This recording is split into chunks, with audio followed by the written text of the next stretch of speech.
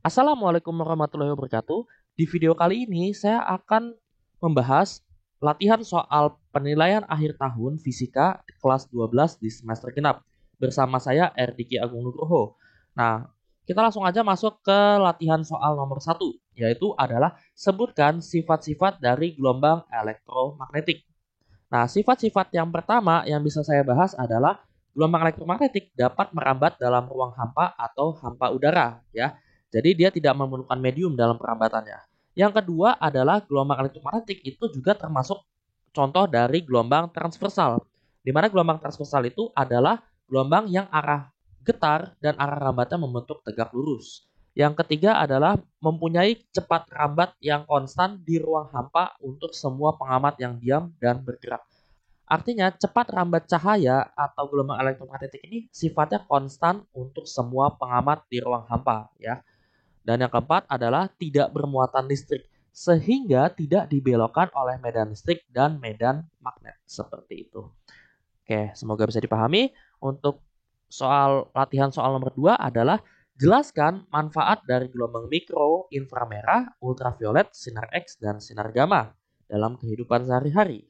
Dalam kehidupan sehari-hari, kita bisa ketahui gelombang mikro itu digunakan untuk memanaskan makanan di dalam alat yang bernama microwave. Ya. Untuk yang gelombang inframerah ini dalam kehidupan sehari-hari adalah untuk remote control, baik itu remote control TV, AC, dan segala macam yang bisa kita remote ya. Dan juga di masa pandemik ini sering digunakan sebagai pengukur suhu. Yang ketiga adalah gelombang UV. UV ini adalah ultraviolet ya. Gelombang ultraviolet itu digunakan untuk mengecek keaslian uang. Jadi di sini kita bisa mendeteksi uang palsu atau asli itu menggunakan sinar UV atau gelombang UV.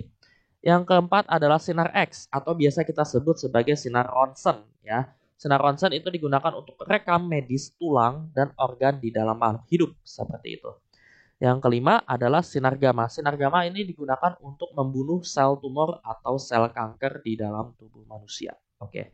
Begitu manfaat-manfaatnya ya. Yang ketiga, latihan soalnya adalah apa syarat-syarat terjadinya efek fotolistrik atau efek di mana energi cahaya diubah menjadi energi listrik ya. Itu disebut sebagai efek fotolistrik. Yang pertama, energi foton atau cahayanya ini harus lebih besar daripada energi ambang atau fungsi kerja logam ya. Seperti itu. Yang kedua adalah jelas frekuensi cahayanya ini harus lebih besar dibandingkan dengan frekuensi ambang logam itu sendiri. Oke, cuma dua ini aja syaratnya. Yang keempat adalah sekarang kita masuk dalam intensitas cahaya. Intensitas cahaya dalam efek fotolistrik hanya menentukan, intensitas cahaya ini dalam efek fotolistrik hanya menentukan jumlah foton cahaya atau jumlah elektron yang terlepas dari logam. Tapi intensitas ini tidak mempengaruhi efek terjadinya efek fotolistrik seperti itu ya.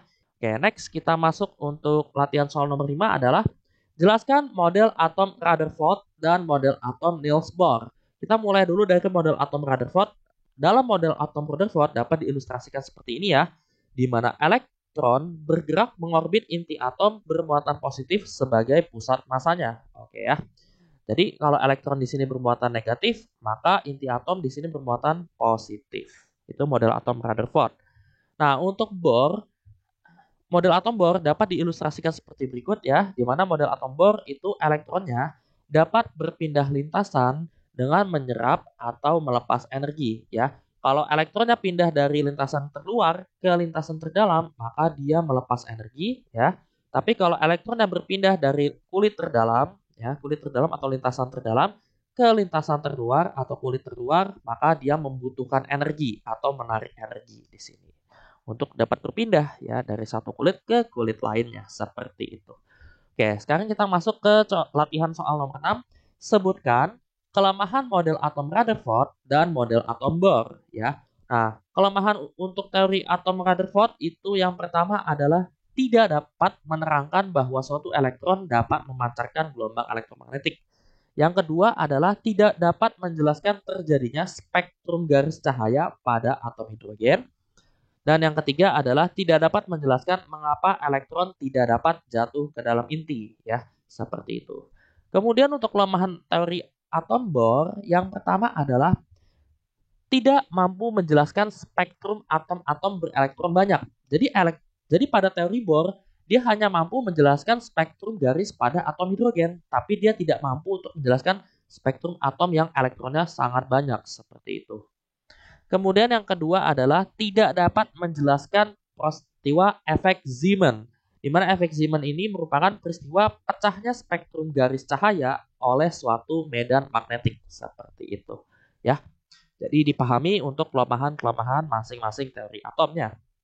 Yang ketujuh adalah sebuah atom akan mengeluarkan foton atau cahaya bila elektron di atom tersebut adalah bagaimana atom akan mengeluarkan cahaya atau foton bila elektron di dalam atom ini bergerak dari kulit terluar ke kulit yang ke dalam ya, atau mengalami transisi ke tingkat energi yang lebih rendah atau berpindah dari kulit terluar ke kulit yang lebih dekat dengan inti atom. Seperti itu ya. Jadi itu adalah soal-soal teoria yang kemungkinan besar akan keluar di penilaian akhir tahun. Kemudian yang nomor 8. Nah, kita sudah masuk ke soal-soal hitungan ya. Nomor 8 ini ada seberkas cahaya dengan panjang gelombang 3300 angstrom. Nah, kita tuliskan terlebih dahulu, diketahuinya adalah panjang gelombang itu dinotasikan sebagai lambda sama dengan 3300 angstrom ya. Di mana ini langsung aja kita ubah ke dalam satuan meter ya. 3300 angstrom bila kita ubah ke dalam satuan meter ini menjadi 33 dikali 10 pangkat. Nah, kan 1 angstrom kan sama dengan 1 dikali 10 pangkat min 10. Karena ini 3300 angstrom, maka 3300 dikali 10 pangkat min 10, ini 100-nya hilang, maka didapatkan menjadi 33 kali 10 pangkat min 8 ya. Satuan meter. Ditembakkan dari sebuah laser dengan kecepatan cahayanya itu adalah C sama dengan 3 dikali 10 pangkat 8 meter per second. Bila konstanta Planck bernilai H, ya konstanta Planck di sini adalah notasinya H sebesar 6,6 dikali 10 pangkat minus 34 joule second, maka energi foton yang terpancarkan dari laser tersebut adalah, jadi yang ditanyakan berapa sih energi foton dari sebuah laser ini. Nah, kita bisa menjawab soal ini dengan menggunakan teori Planck yang diketahui panjang gelombangnya, yaitu energi foton sama dengan HC per lambda. Udah dari sini tinggal kita substitusikan aja.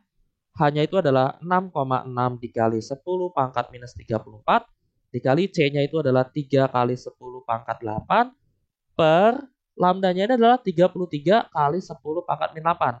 Ini lebih enaknya dijadikan lagi 3,3 ya, dikalikan 10 pangkat minus 7 meter. Nah, jadi yang kita pakai ini yang 3,3. Supaya nanti bisa dicoret dengan 6,6. 3,3 dikali 10 pangkat minus 7. Nah, dari sini kan bisa kita sederhanain ya. 6,6 sama 3,3 itu kita sederhanain, maka di sini jadinya 2. Ini 1. Oke. Berarti 2 dikali 3, maka hasilnya adalah 6 dikali dengan, nah pangkatnya nih, 10 pangkat min 34 dikali 10 pangkat 8. Berarti pangkatnya tinggal jumlah aja, jadinya min 26. Min 26 terus dibagi dengan 10 pangkat min 7. Nah, min 26 dibagi 10 pangkat min 7 itu hasilnya adalah, tinggal ditambah ya, berarti jadi ditambah, itu menjadi 6 kali 10 pangkat min 19 joule. Seperti itu. Oke ya. Semoga bisa dipahami untuk mencari energi fotonnya. Hati-hati dalam perhitungan matematikanya. Kemudian untuk nomor 9. Permukaan sebuah lempeng logam natrium disinari dengan seberkas foton atau cahaya berenergi 4,13 elektron volt. Jadi di sini diketahui bahwa energi fotonnya itu sebesar 4,13 elektron volt. Jika fungsi kerja natrium adalah 2,28 elektron volt, jadi fungsi kerja itu dinotasikan sebagai WO itu sebesar 2,28 elektron volt, maka energi kinetik maksimum elektron. Jadi ditanya di sini adalah energi kinetik maksimumnya atau EK. Nah, kita tinggal jawab aja bahwa dalam efek fotolistrik, energi kinetik dari sebuah elektron itu bisa dicari dari selisih antara energi foton atau inputannya dikurang dengan fungsi kerjanya atau energi ambang. Udah tinggal dikurangin aja 4,13 dikurang dengan 2,28. Nah, didapatkan hasilnya adalah kita pakai hitungan manual 4,13 dikurang 2,28.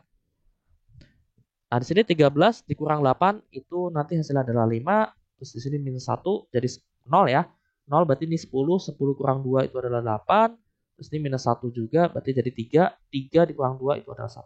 Nah ini komanya dilurusin. Jadi didapatkan hasil energi kinetiknya adalah 1,85 elektron volt. Oke, semoga bisa dipahami ya untuk soal nomor 9 ini. Lanjut untuk nomor 10.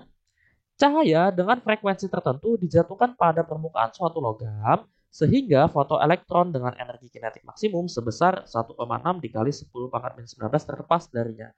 Nah, jadi di sini 1,6 kali 10 pangkat minus 19 itu adalah energi kinetiknya. Ya, energi kinetiknya sebesar 1,6 dikali 10 pangkat minus 19 joule ya.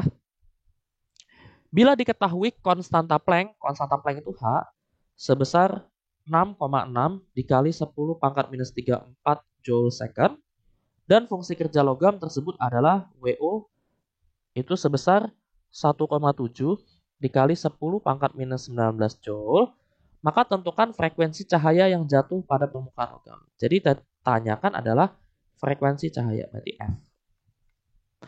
Oke, dari sini kita tinggal masuk atau kita tinggal jawab. Kita tadi sama dengan soal sebelumnya, persamaannya yaitu adalah energi kinetik elektron dalam efek fotolistrik dapat kita cari dari selisih dari energi foton dikurang dengan fungsi kerjanya. Nah, kemudian di sini kan diketahui adalah fungsi kerja. Tapi energi fotonnya kita belum dapat, maka fungsi kerjanya kita pindah ruas terlebih dahulu ya. Jadi didapatkan energi kinetik pindah ruas, kalau dari ruas kanan minus, maka pindah ruas ke ruas kiri menjadi positif. WO sama dengan energi fotonnya. Udah tinggal kita substitusikan aja nih. Energi kinetiknya itu adalah 1,6 dikali 10 pangkat minus 19 ditambah dengan WO-nya itu adalah 1,7 dikali 10 pangkat minus 19. Seperti itu ya. Sama dengan energi fotonnya ketemu nanti.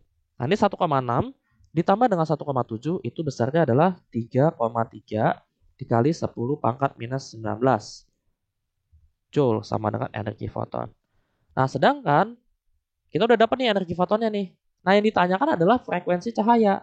Nah, dari sini kita bisa cari frekuensi cahaya dari persamaan energi foton, yaitu sama dengan H dikali dengan F. Nah, udah tinggal substitusikan aja. Energi fotonnya adalah 3,3 dikali 10 pangkat minus 19 sama dengan 6,6 kali 10 pangkat minus 34 dikalikan dengan F-nya. Maka ini 6,6 pindah ruas didapatkan 3,3 kali 10 pangkat minus 19 dibagi dengan 6,6 kali 10 pangkat minus 34. Nah ini kalau dibagi hasilnya setengah ya. Setengah atau 0,5 dikali dengan 10 pangkat.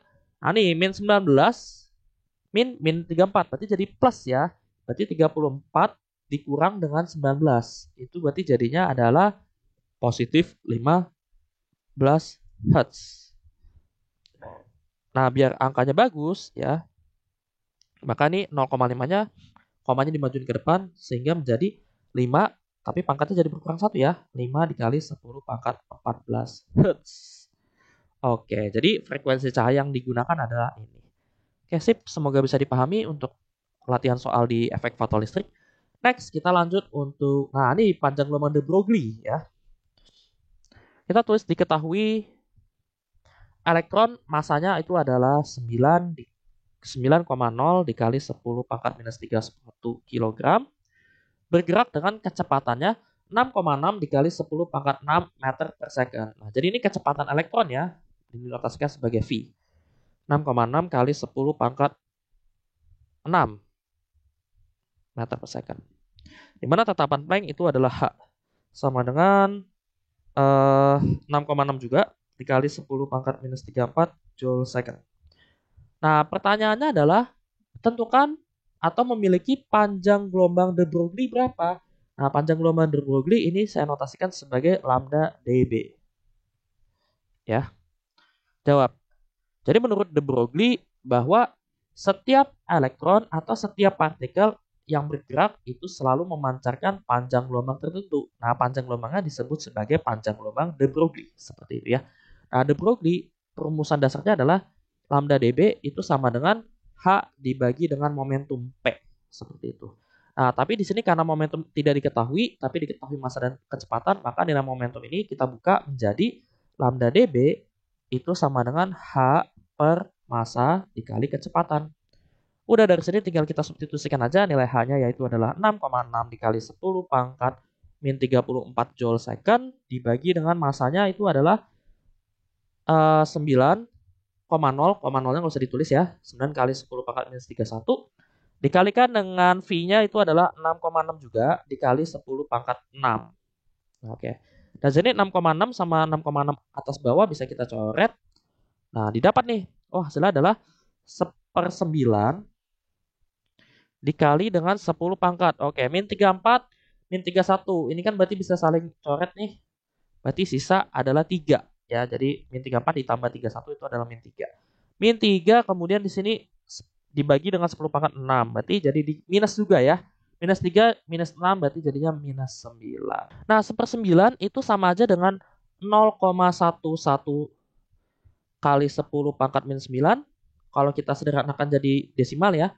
Nah, biar kita ubah jadi notasi ilmiah, maka jadinya nanti jawaban yang lebih tepat adalah 1,1 dikali 10 pangkat minus 10 ya. Karena komanya maju ke depan, jadi 1,1 kali 10 pangkat minus 10 meter.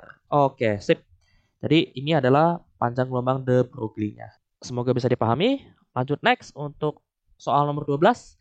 Jika persamaan energi lintasan elektron tunggal dari sebuah atom hidrogen adalah En sama dengan min 13,6 N kuadrat, maka sebuah elektron yang tereksitasi dari lintasan N sama dengan 4. Wah, ini N awalnya berarti 4 ya. 4 dan ke N akhirnya itu adalah 1.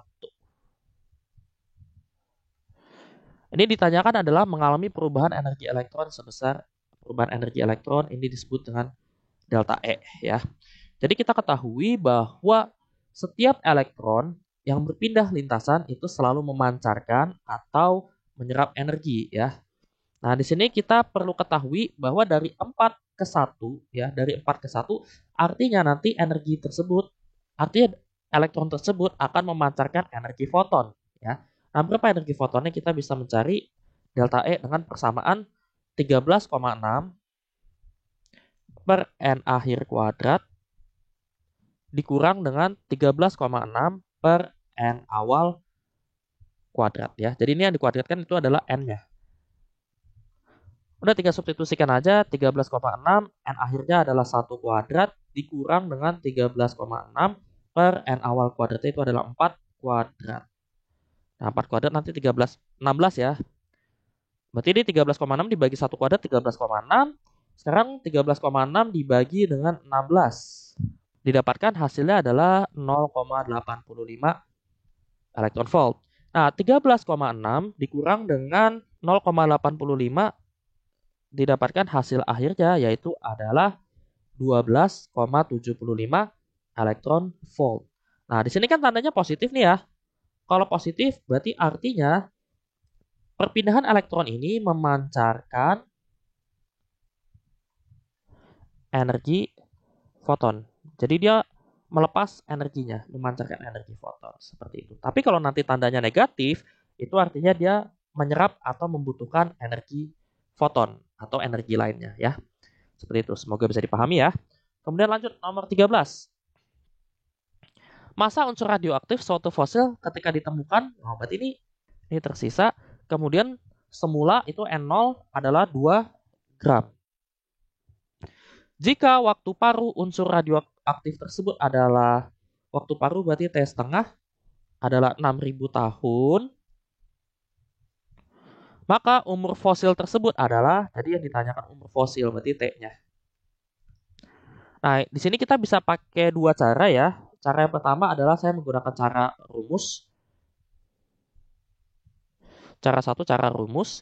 Di mana rumusnya yaitu adalah NT sama dengan N0 dikali dengan setengah pangkat T per T setengah ya. Nah, di mana karena dicari ini adalah variabel T, maka yang di sini T per T setengah ini saya misalkan sebagai X dulu untuk memudahkan perhitungan ya. Nah, terus NT N0-nya dimasukin aja deh. NT-nya itu adalah 0,5 sama dengan N0-nya 2 dikali setengah pangkat X permisalannya. Nah, ini 2-nya pindah ruas, jadinya 0,5 per 2 sama dengan setengah pangkat X. Nah, ini kan 0,5 sama 2 kalau kita sederhanakan menjadi 1 per 4 ya. Sama dengan setengah pangkat X. Nah, 1/4 itu adalah setengah pangkat 2 sama dengan setengah pangkat X. Maka sesuai dengan aturan pangkat, dari sini setengahnya bisa kita coret. Nah, sehingga nilai X-nya jadi berapa? Oh, X-nya menjadi 2. Nah, X tadi apa? X tadi itu adalah T per T pangkat setengah.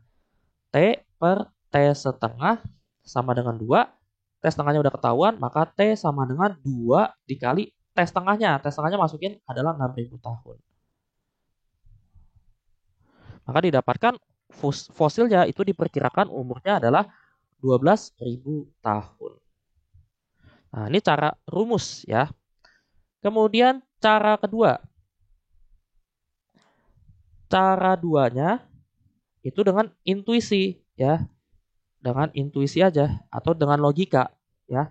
Tadi kan semula ditemukan adalah 2 gram ya.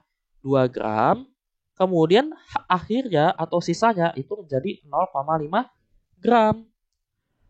Diketahui waktu paruh ya. Waktu paruh itu adalah waktu di mana benda itu atau fosil itu menjadi setengah dari semula, dari angka semula ya. Nah, dari 2 gram biar separuhnya itu butuh waktu 6.000. Nah, berarti separuhnya dari 2 gram itu berapa? Separuhnya dari 2 gram itu adalah 1 gram. Kemudian 1 gram itu biar jadi separuhnya lagi itu berapa? Ya, kan waktu paruh itu selalu sama ya. Jadi waktu paruhnya selalu sama. Berarti 6.000 tahun juga. Udah, ini 6.000 sama 6.000 ini dijumlah, maka didapatkan totalnya dari 2 gram ke 0,5 itu adalah 12.000 tahun. Udah deh, terserah kalian mau pakai cara yang mana. Semudah kalian aja. Oke, sip. Semoga bisa dipahami ya untuk peluruhan radioaktif ini. Kemudian nomor 14. Perhatikan grafik peluruhan zat radioaktif berikut. Berdasarkan grafik di samping, besar waktu paruh zat radioaktif tersebut adalah besar waktu paruh dalam sebuah grafik. Kembali lagi ke definisinya bahwa waktu paruh ini merupakan waktu di mana zat menjadi separuhnya atau menjadi setengahnya dari semula ya. Nah, kita bisa perhatikan semula ini misalkan didapatkan masanya adalah 200 gram. Berarti setengahnya dari 200 itu adalah 100. Nah, kita perhatikan waktu paruhnya. Waktu paruhnya itu berarti kan yang di bawahnya ini ya. Nah, berarti dari 100 ini butuh waktu 3 tahun. Jadi dalam grafik langsung aja hasilnya 3 tahun. Seperti itu. Jadi yang kalian harus perhatikan di sini adalah ketahui dulu semula dan tentukan setengahnya. Misalkan setengah dari 200 adalah 100. Seperti itu. Ya, kemudian kalian lihat sumbu X ya. Ini berapa tahun sih dari 200 ke 100? Ternyata butuh waktu 3 tahun ya. Oke, semoga bisa dipahami. Next, untuk soal nomor 15. Diketahui adalah massa intinya. Massa inti dari kalsium ini ya. Kalsium itu adalah 40,078 SMA. SMA atau satuan massa atom ya. Jika massa proton, ini massa protonnya adalah 1,0078 SMA dan massa neutronnya itu adalah 1,0087 satuan massa atom, maka defek massa dan energi ikat pembentukan kalsiumnya adalah ya di mana satu satuan massa atom itu sebanding dengan 931 mega elektron volt untuk energinya ya. Jadi yang ditanyakan di sini adalah saya pisah aja ya. Untuk yang A itu adalah defek massa itu delta M. Ya, jadi ini adalah defek massa.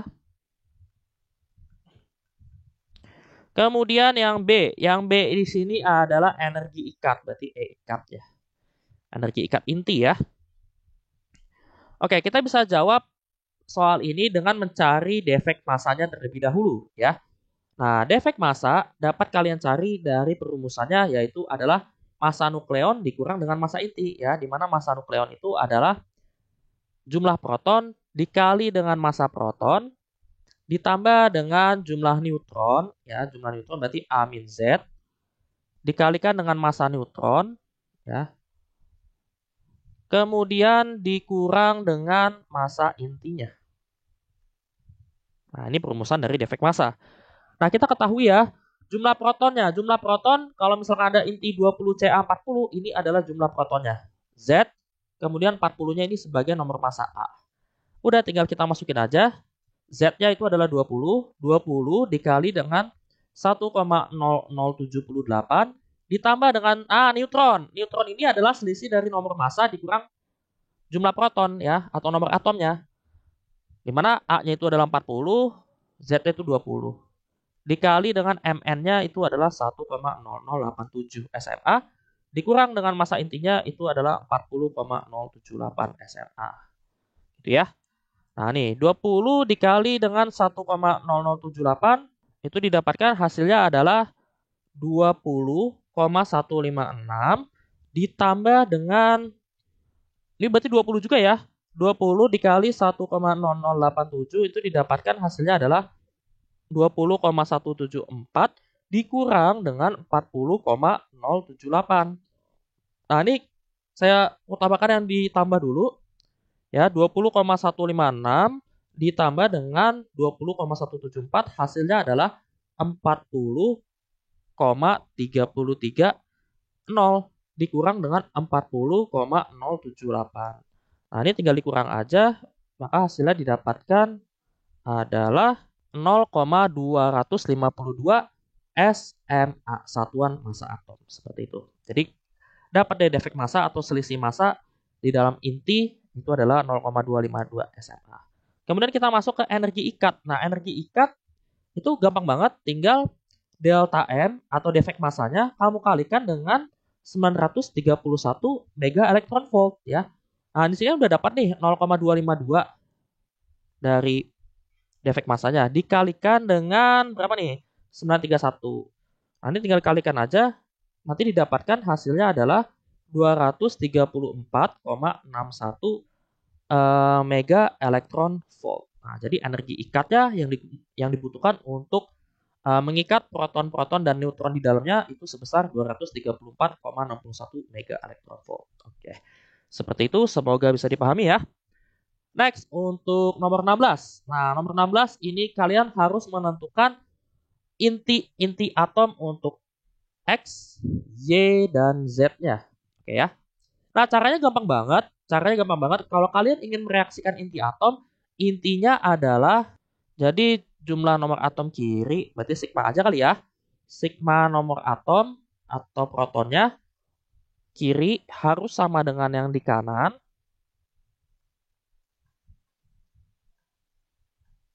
Dan jumlah nomor massa yang di atas huruf intinya, kiri harus sama dengan jumlah atau sigma dari nomor massa di kanan.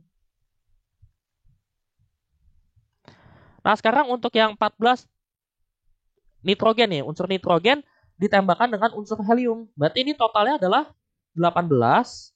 Terus yang di bawahnya 7 sama 2. Berarti totalnya 9. Ini yang di sebelah kiri 18 dan 9. Nah, untuk yang di sebelah kanan ini adalah unsur hidrogen 11. Berarti otomatis nomor massanya di sini biar sama dengan di kiri ya. Di sini 1, di sini 1, maka di sini harus 17 ya, biar sama kan, berarti harus ditambah 17. Nah, di sini harus ditambah 8. Jadi nanti cari unsur yang nomor massanya 17 dan nomor atomnya 8. Jadi bisa kita tuliskan X-nya di sini adalah 17, 8. Gitu ya. Nanti cari aja di pilihan gandanya. Kemudian untuk yang Y ya, sama aja. Ini di kanan, di kiri sorry. Di kiri kalau kita jumlah nih, 11 tambah 1 berapa? 12 ya. Seperti itu. Nah, kemudian kalau misalkan sebelah nomor atomnya itu 5 tambah 1 adalah 6. Maka di sini 11, di sini Y-nya kurang 1. Berarti di sini nomor massa Y harus 1. Nah, di sini ini udah 6 nih. Ini udah 6, berarti di sini otomatis 0. Nah, jadi untuk nomor massa atom dan Y itu adalah 1 dan 0. Seperti itu. Nanti dicari aja ya, nomor massanya 1, nomor atomnya harus 0. Kemudian yang terakhir Z. Nah, di sini ada 6, di sini 3. Maka di sini berapa? Kita belum tahu nomor atom sama nomor masanya, tapi di sebelah kanan kita udah tahu nih jumlahnya. 7 ditambah 1 itu adalah 8, ya. 7 tambah 1 8. Yang di bawah itu 4 tambah 0 adalah 4. Oh, berarti Z-nya ini biar sama dengan 4, bawahnya harus ditambah 1, ya, harus ditambah 1. Terus atasnya biar sama dengan 8, di sini kan cuma 6 nih, berarti harus ditambah 2. Berarti Z-nya itu adalah 21. Biar reaksinya itu stabil atau sama, ya. Intinya seperti ini. Oke, semoga bisa dipahami ya. Nanti tinggal dicari aja inti-inti atomnya. Kemudian nomor 17. Nah, ini masuk ke dalam, kita ketahui terlebih dahulu yang di sebelah kiri dalam reaksi inti itu adalah sebagai reaktan, ya. Jadi kita tuliskan H11 ditambah H11 ini sebagai reaktan, ya, atau bahannya. Kemudian nih H21 ditambah dengan elektron 01 tambah dengan energi. Nah, ini energinya yang mau kita cari. Pertama, kita mencari terlebih dahulu massa reaktan atau massa bahannya, ya. Massa reaktan atau massa bahan itu saya notasikan sebagai Mr. Jumlahkan aja massa dari masing-masing atom hidrogen ini. Nah, ini diketahui massa dari atom hidrogen adalah 1,009 SMA. Berarti 1,009 SMA yang punya ini ditambah dengan 1,009 SMA yang punya di sini, ya. Nah, ini kalau kita jumlahkan didapatkan massa reaktannya itu menjadi 2,018 SMA. Jadi kita udah dapat massa reaktannya. Kemudian kita cari massa produknya. Nah, massa produknya di produk ada ini ya, H21 deuteron sama elektron. Deuteron itu massanya adalah 2,014 ditambah dengan massa elektronnya itu adalah 0,006. Nah, didapatkan ini nanti hasilnya adalah 2,020 SMA. Nah, kalau kita sudah dapatkan massa bahan, massa reaktan, dan massa produknya dalam reaksi inti ini, kita bisa menggunakan persamaan energi reaksinya. Yaitu energi reaksi, kamu tinggal selisihin aja antara massa reaktan dikurang dengan massa produk. Ya, ini tanda mutlak ya. Jadi nanti minus itu kamu jadikan ke positif aja. Dikalikan dengan 931 mega elektron volt, ya. Nah, di sini 2,018 dikurang 2,020 dikali 900. Nah, nanti didapatkan ini kan hasil kurangnya pasti kan 0,002 kan ya. Dikalikan dengan 931, maka hasil akhirnya adalah 1,862 mega elektron volt. Oke, jadi ini adalah energi reaksi yang dihasilkan dalam reaksi fusi berikut ini ya. Oh ya, reaksi fusi itu adalah penggabungan dari kata fusion. Nanti lawan katanya adalah fisi. Fisi itu adalah pemecahan, seperti itu ya.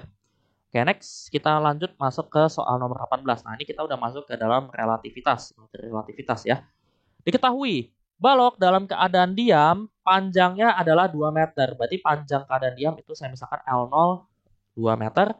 Panjang balok menurut pengamat yang bergerak terhadap balok dengan kecepatan 0,8 C. Nah, ini V-nya diketahui 0,8 C. Nah, ditanyakan adalah panjang balok menurut pengamat yang bergerak. Berarti saya misalkan LT ya yang ditanyakan.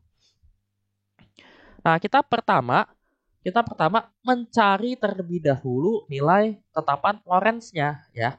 Tetapan Lorentz bisa dengan dua cara juga, boleh dengan menggunakan rumus atau boleh juga dengan menggunakan aturan segitiga ya. Saya paling gampang menggunakan aturan segitiga ya, di mana V itu di sini kan 0,8 C. Kita bikin dalam pecahan, berarti jadinya 4/5 C ya. Nah, dalam aturan segitiganya ya, kecepatan itu adalah sisi depan segitiga dibagi dengan sisi miring dari segitiga itu sendiri. Dan gamma itu adalah sisi miring dibagi dengan sisi samping. Nah, jadi kalau kita lihat segitiganya adalah seperti berikut. Nah, ini ceritanya tetanya. Berarti kalau tetanya di sini, sisi depannya adalah bagian sisi tegak. Sisi miringnya di sini ya. Otomatis di sini sisi samping. Nah, didapatkan ini V-nya itu adalah 4 sebagai sisi depan, berarti yang di sini sisi miringnya adalah 5. Nah, otomatis dengan menggunakan Pitagoras atau triple Pitagoras didapatkan nanti hasilnya di sini adalah 3. Nah, dapat deh nilai tetapan Lorentz-nya berarti adalah gamma sama dengan sisi miring dibagi sisi samping. Berarti 5/3. Udah, tetapan Lorentz nggak punya satuan. Baru kita masuk ke panjang menurut pengamat yang bergerak. Berarti rumusnya adalah kontraksi panjang ya. Jadi panjang itu dalam relativitas dia mengalami kontraksi, yaitu L0 per gamma. Udah tinggal dimasukin aja nih, L0-nya 2 meter dibagi dengan 5/3. Atau 2 meter dikali dengan 3/5. Nah ini didapatkan 2 kali 3 itu 6. 6 bagi 5 itu adalah 1,2 meter. Nah ini jadi hasil akhirnya. Untuk panjang menurut pengamat yang bergerak seperti itu. Oke, semoga bisa dipahami ya. Kemudian nomor 19. Nah, nomor 19 di sini adalah relativitas untuk kecepatan dua benda ya. Di sini diketahui bahwa pesawat A, di ilustrasinya pesawat A bergerak VA dengan kecepatannya adalah 2/3 C terhadap pengamat di bumi ya. Kemudian ada pesawat B, dia bergerak dengan arah saling berlawanan. Nah, kalau saling berlawanan berarti pesawat B dia harus bergerak ke kiri. Saya misalkan sebagai VB itu sebesar 1/4 C, seperti itu ya, dengan arahnya berlawanan. Jadi arah kecepatan yang berlawanan. Jika C adalah kecepatan cahaya, maka kecepatan pesawat A terhadap pesawat B adalah, jadi yang ditanyakan di sini adalah berapa sih VAB? Kecepatan pesawat A menurut pengamat B. Nah, kita bisa menjawab persamaan ini dengan menggunakan persamaan karena kedua pesawat ini kecepatan mendekati kecepatan cahaya ya. Mendekati kecepatan cahaya berarti mendekati nilai C, maka kita bisa pakai persamaannya yaitu untuk yang berlawanan arah VA ditambah dengan VB per 1 plus VA dikali VB per C kuadrat ya. Udah tinggal kita masukin aja nih, VA-nya itu adalah 2/3 dari C-nya. 2/3 C ditambah dengan VB-nya itu adalah 1/4 C dibagi dengan 1 ditambah dengan 2/3 C dikali 1/4 C per C kuadrat. Nah ini C-nya bisa saling menghilangkan yang di sini ya. Tapi yang di atas nggak boleh. Jadi di atas nanti jawabannya tetap dalam C. Udah dari sini kita tinggal samain penyebut nih. 2/3 C ditambah 1/4 C. Berarti 2/3 ditambah 1/4 penyebutnya itu adalah 12 ya. 12 bagi 3 itu adalah 4. 4 kali 2 8. 12 bagi 4 itu adalah 3. 3 kali 1 adalah 3. Berarti 8 tambah 3 itu 11/12. Berarti yang di atas ini adalah 11/12 C. Yang di bawah, nah ini yang di bawah hati-hati ya. 2/3 dikali 1/4. Itu berarti atas kali atas, bawah kali bawah ya. 2 kali 1 adalah 2, 3 kali 4 adalah 12. Berarti di bawahnya itu adalah 1 ditambah dengan 2/12. Nah, 1 ditambah dengan 2/12. Berarti 12/12. Kita samain penyebut ya. Jadi 12/12 tambah 2/12 sama dengan 14/12. Berarti bisa kita tuliskan 11/12 C dibagi dengan 14/12. Nah ini 11/12 C sama dibagi dengan 14/12. Ini 12-nya bisa kita coret sehingga didapatkan hasil akhirnya yaitu adalah 11/14 C. Seperti itu. Oke ya, semoga bisa dipahami untuk mencari kecepatan pesawat A terhadap pesawat B. Next, yang terakhir adalah dua kembaran bernama Tini dan Tina berpisah pada saat berumur 20 tahun. Tini tinggal di bumi dan Tina mulai berpetualang ke luar angkasa. Jadi kalau kita ilustrasikan ini di bumi, di sini ada Tini ya. Ini Tini, kemudian Tinanya ini berjalan keluar angkasa ya. Tina. Nah, di mana pesawat Tina itu bergerak dengan kecepatan V sama dengan 0,96 C. Setelah 14 tahun berkelana, nah ini 14 tahun menurut Tina, berarti ini misalkan sebagai T0. 14 tahun, Tina pulang ke bumi. Bila Tini masih hidup, berapakah usia Tini pada saat Tina pulang ke bumi? Jadi berapa usia Tini saat Tina pulang ke bumi ya? Otomatis Tini ini mengalami dilatasi waktu. Jadi secara logika, nanti Tina usianya akan lebih muda atau awet muda dibandingkan dengan Tini. Nah, kita cari berapa sih usia Tini dan Tina perbedaannya. Nah, dari sini kita cari terlebih dahulu dilatasi waktu yang dialami oleh Tini, yaitu adalah T sama dengan T0 dikali dengan gamma. Nah, kita mencari nilai gamanya dulu nih. Gamanya gimana kita bisa cari nilai gamma? Sama seperti tadi, bahwa V itu 0,96C berarti 96/100. Bisa kita sederhanakan lagi menjadi 24/25C. Ya. Nah, maka segitiganya adalah demi ya, kalau untuk kecepatan tuh demi, berarti di sini 24, sisi miringnya 25, maka dengan menggunakan triple Pythagoras didapatkan nanti hasilnya adalah 7 di sini. Otomatis gamanya itu adalah sisi miring dibagi sisi samping. Berarti sisi miringnya adalah 25, sisi sampingnya adalah 7. Udah deh. Di sini gamanya udah ketemu 25/7, tinggal masukin aja T0-nya itu adalah 14. 14 tahun ya. Dikali dengan gamanya 25/7. Nah, di sini 14 bagi 7 adalah 2, 2 kali 25 itu adalah 50 tahun. Nah, otomatis dilatasi waktunya adalah 50 tahun. Jadi, umur dari si Tini, usia Tini, itu adalah semula kan 20 tahun ya. Berarti 20 tahun ditambah dengan 50 tahun. Jadi usia Tini adalah 70 tahun. Tapi bagaimana dengan usia Tina? Nah, karena Tina ini yang berjalan hanya 14 tahun, ya, maka bila semula Tina itu berangkat di usia 20 tahun, nah setelah pulang, Tina hanya merasakan waktu 14 tahun, ya. Jadi menurut Tina hanya 14 tahun. Jadi usia Tina itu adalah 34 tahun. Nah, jadi selisihnya cukup jauh nih ya. Selalu yang mengalami dilatasi waktu itu adalah seseorang yang ditinggal di bumi, seperti itu. Jadi ini jawabannya. Kalau yang ditanya adalah usia Tini pada saat Tina pulang ke bumi. Sampai segini dulu aja pembahasan latihan soal yang bisa saya berikan. Terima kasih kalian telah menyaksikan video ini.